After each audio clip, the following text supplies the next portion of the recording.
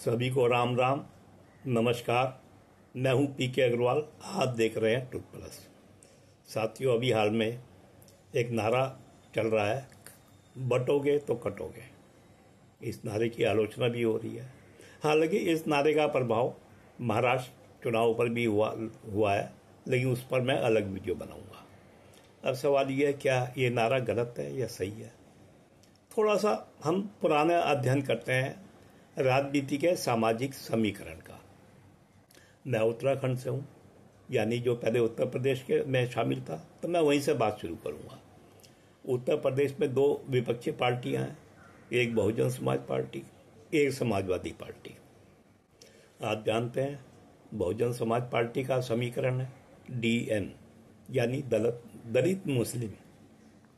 ऐसे ही समाजवादी पार्टी का मुलायम सिंह यादव जी के समय में समीकरण था MY, यानी मुस्लिम यादव।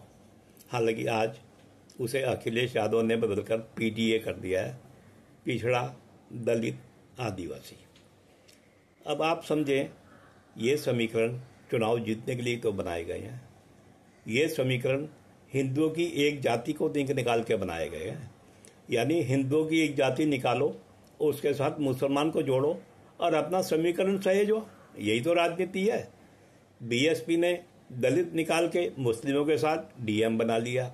मुलायम सिंह जी ने यादव को अलग करके मुस्लिम के साथ मिलके MY बना लिया।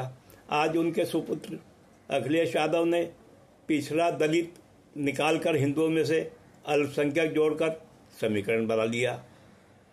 कुछ पुराने समीकरण भी हैं। मैं सुनता हूँ अजगर, अहीर, जाट, गुजर, राजपूत। अब इसमें ये भी जातियों, अब ये भी हिंदू जाति से जाति अलग करके आपस में जोड़ के समीकरण है। बाद में इसमें अजगर को मजगर कर दिया गया, मुस्लिम जोड़ दिया गया।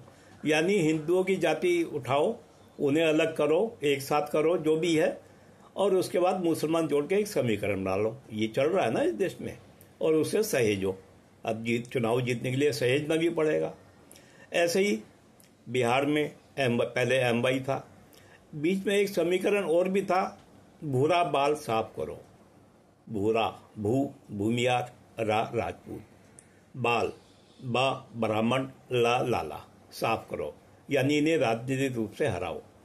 ये तो खुलेआम हिंदुओं को जाति के रूप से हराने का प्रोग्राम है। साफ करो, यही तो था। अपना समीकरण MY बना के रखो और इन्हें साफ करते रहो। अब आते हैं गुजरात की तरफ। गुजरात में इस समीकरण था खाम, KHAM, क्षत्रिय, हरिजन, आदिवासी, मुस्लिम। अब आप नोट करें, इन सारे समीकरणों में ब्राह्मण और बनिए तो गायब है ना। हिंदू धर्म को तोड़ने के हिसाब से, जातियों में तोड़ने के लिए ब्राह्मण बनिए गायब कर दिए गए, और जाति तोड़ के अपने हिसाब से संख्या बल बनाने के लिए मुस्लिम जोड़ के एक अपना समीकरण बना दिया गया। अब उस अपने समीकरण को हर पार्टी सहेज कर रखती है, इसमें कोई संदेह नहीं। अब थोड़ी बात करते हैं BJP की। अब BJP पे हमेशा आरोप लगता है कि ये हिंदुत्व की राजनीति करती है। हालांकि व्यक्तिगत रूप से मेरा मानना है BJP हिंदुत्व की राजनीति नहीं करती, वो राष्ट्रवाद की राजनीति करती है, देश की राजनीति करती है। लेकिन इससे आप सहमत हो ना हो, वो एक अलग चीज़ है। तो फिलहाल मैं विपक्ष के आरोप पे चलूंगा। विपक्ष का कहना है कि BJP हिंदुत्व की राजनीति करती है। ठीक है, अब BJP भी राजनीति में है, उसे भी एक वोट बैंक सहेजना है अपना। अब वो क्या वोट बैंक सहेज दे, आप बताएं, उसके पास क्या विकल्प बचते हैं? उसने हिंदुओं को एक करने के लिए ये नारा दिया, बटोगे तो कटोगे। अब क्या BJP का अपनी सामाजिक समीकरण संभालना, चाहे वो हिंदू के आधार पर ही हो, क्या वो आप गलत कह सकते हैं?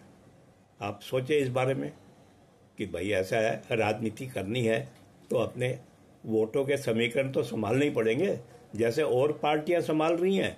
और पार्टियों ने मुस्लिम के दावेदार तो हो गए बहुत सारे, BJP नहीं बनी मुस्लिम के दावेदार, वो हिंदू के दावेदार बन रही है।